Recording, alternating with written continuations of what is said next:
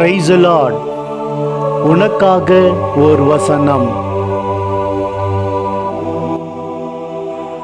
எசாயா 43 அதிகாரம் 19 வசனம். இதோ புது செயல் ஒன்றை நான் செய்கிறேன், இப்பொழுதே அது தோன்றிவிட்டது, நீ அதை கூர்ந்து கவனிக்கவில்லையா? பாலை நிலத்தில் நான் பாதை ஒன்று அமைப்பேன், பால்வெளியில் நீரோடைகளை தோன்ற செய்வேன். ஆமேன்.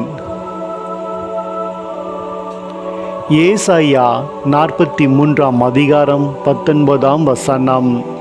இதோ நான் புதிய காரியத்தை செய்கிறேன், இப்பொழுதே அது தோன்றும், நீங்கள் அதை அறியீர்களா? நான் வனாந்தரத்திலே வழியையும் அவாந்தர வெளியிலே ஆறுகளையும் உண்டாக்குவேன். ஆமேன்.